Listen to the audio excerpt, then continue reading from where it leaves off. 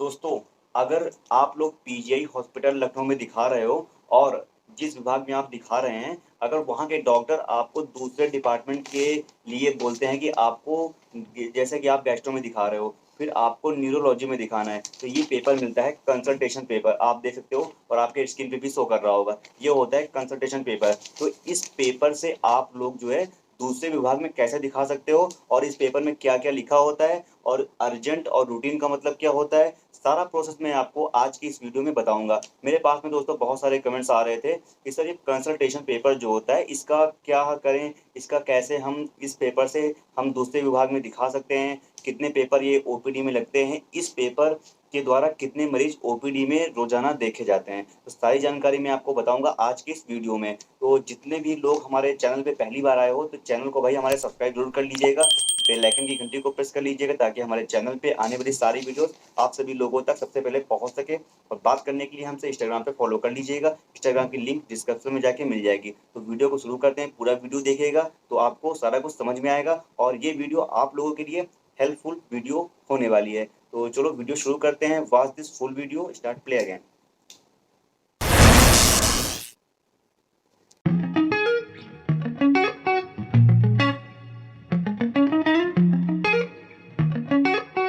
तो दोस्तों, suppose that अगर आप लोग अपने मरीज को पीजीआई हॉस्पिटल में दिखा रहे हो और कब अधिकतर केसेस में ऐसा होता है कि आपको दोस्तों जो है ये कंसल्टेशन पेपर मिलता होगा। बहुत से लोग हमारे पुराने पेशेंट हैं, जो सब्सक्राइबर लोग हैं, उनको शायद पता होगा और शायद जिनको नहीं पता होगा उनके लिए भी ये वीडियो है। तो आपको दोस्तों याद ये रखना है कि मैं आपको पूरी थोड़ा सा लंबा वीडियो हो जाएगा लेकिन देखिएगा आप लोगों के आने वाले समय के लिए हो सकता है कि अगर आप लोग कभी पीजे हॉस्पिटल में दिखाना आपको पड़ जाए तो ये पेपर मिलता है, तो इस पेपर से आप लोग कैसे दिखा सकते हो। तो ये वीडियो थोड़ा सा इन्फॉर्मेशन वीडियो होने वाली है आप लोगों के लिए। तो देखिए दोस्तों, जैसे कि सपोर्ट दैट मैं एक मतलब बात बता रहा हूँ कि अगर आप लोग अपने मरीज को जैसे गैस्ट्रो में दिखा रहे हो, कार्डियोलॉजी, न्यूरोलॉजी, पीडियाट्रिक सर्जरी किसी भी विभाग में दिखा रहे हो, तो आपको डॉक्टर जो है आपके मरीज को देख लेते हैं और फिर बोलते हैं कि आज जैसे आप गैस्ट्रो में दिखा रहे हो तो बोलेंगे कि आपके मरीज को कार्डियोलॉजी में भी दिखाना है, उनको हार्ट में कुछ प्रॉब्लम है, तो वो ये पेपर लिख के देते हैं कंसल्टेशन का। अभी आप एक स्क्रीन पे भी देख पा रहे होंगे, ये कंसल्टेशन पेपर होता है। इसमें एक तरफ लिखा रहता है वार्ड नंबर, ये आप देख सकते हो यहाँ पे अपनी स्क्रीन पे। एक तरफ यहाँ पे पेशेंट का नाम लिखा रहता है और एज लिखी रहती है, सीआर नंबर लिखा रहता है यानी कि मरीज का रजिस्ट्रेशन नंबर। फिर एक तरफ लिखा रहता है जिस वार्ड में आप दिखा रहे हो वो लिखा रहता है। और दोस्तों एक चीज याद रखिएगा, दो कॉलम होते हैं, एक रहता है अर्जेंट, एक रहता है रूटीन। तो अर्जेंट का मतलब ये होता है कि आपको एक दो दिन में ही जाके अपने मरीज को इस विभाग में दिखाना है जो कि कंसल्टेशन मिला है। एक तरफ लिखा रहेगा कार्डियोलॉजी, मतलब अभी आप स्क्रीन पे ये देख पा रहे होंगे, तो जिस विभाग के लिए रेफर किया जाएगा वो डिपार्टमेंट डॉक्टर लिख देंगे, बाकी पेशेंट की हिस्ट्री थोड़ा बहुत लिख देंगे इसमें और डेट लिख देंगे और यहाँ पे साइन कर देंगे। ये आप देख सकते हो स्क्रीन पे ऐसा होता है, इतना आपको करना है। तो अब बारी आती है कि इस पेपर से आप अपने मरीज को कैसे दिखा सकते हो। तो दोस्तों देखिए, ये जो कंसल्टेशन पेपर होता है ये चाहे कोई भी विभाग हो, 10 से 15 पेशेंट ही देखे जाते हैं, तो केवल 10 मरीज इस पेपर से देखे जाएंगे। तो आपको याद रखना है कि जितनी जल्दी हो आप लोग इस पेपर को ले जाके जो है उस विभाग में जमा कर दें और आपका नंबर लग जाएगा। एक मिनट। तो दोस्तों आपको अब करना क्या है कि देखिए उस दिन तो नंबर लग नहीं पाएगा।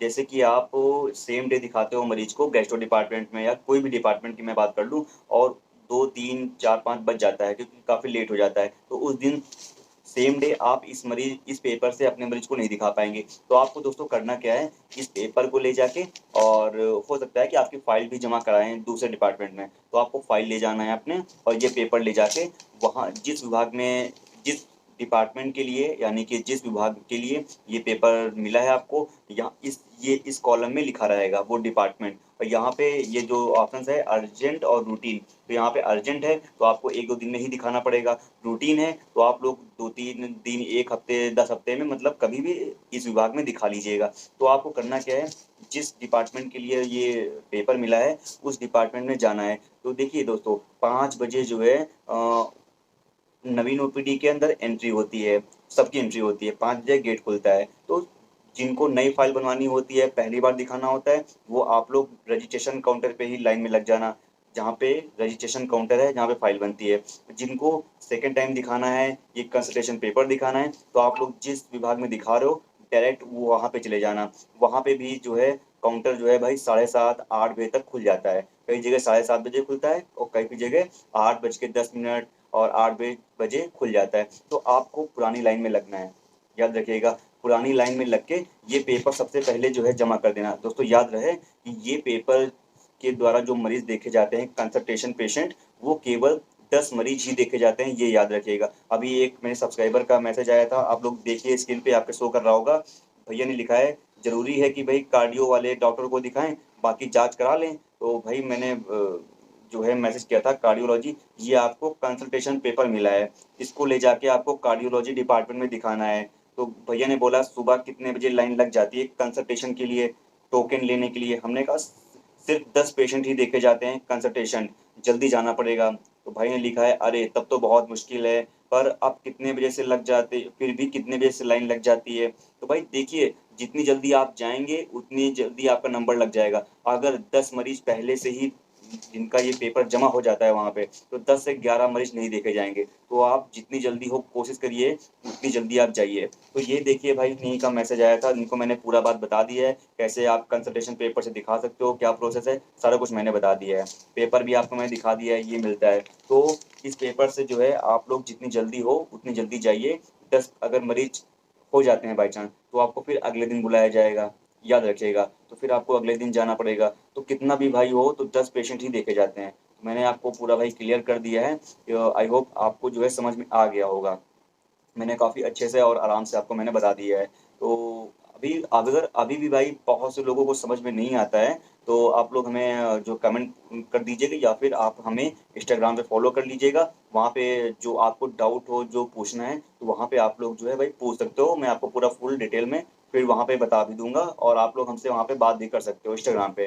तो आप समझ गए होंगे। और दोस्तों जो है बहुत से लोगों का एक क्वेश्चन और होगा कि हमें पहली बार ही ओपीडी में 2 विभाग में दिखाना है। जैसे कि हमारे मरीज को भाई सांस लेने में दिक्कत है, सपोर्ट दैट सांस लेने में प्रॉब्लम है, घबराहट सी होती है, तो आपको जैसे पल्मोनरी में दिखाना है, ये विभाग पल्मोनरी के अंतर्गत आता है। और दूसरा है आपको जैसे कि न्यूरो सर्जरी में दिखाना है, माइंड की प्रॉब्लम्स है, न्यूरो सर्जरी में दिखाना है। तो उसके लिए देखिए दोस्तों, आपको रेफर में सिर्फ एक विभाग लिखाना है, चाहे पल्मोनरी लिखाइए चाहे जो है न्यूरो सर्जरी लिखाइए, ठीक है। तो उसके बाद में फिर आपकी डिपार्टमेंट की फाइल जो है एक ही बार बनेगी। जो 250 रुपये की फाइल बनती है वो एक बार बनेगी 250 रुपये की। उसके बाद में आपकी फाइल बन जाती है। तो पहले आप जो है न्यूरो सर्जरी में दिखा लीजिए, ठीक है।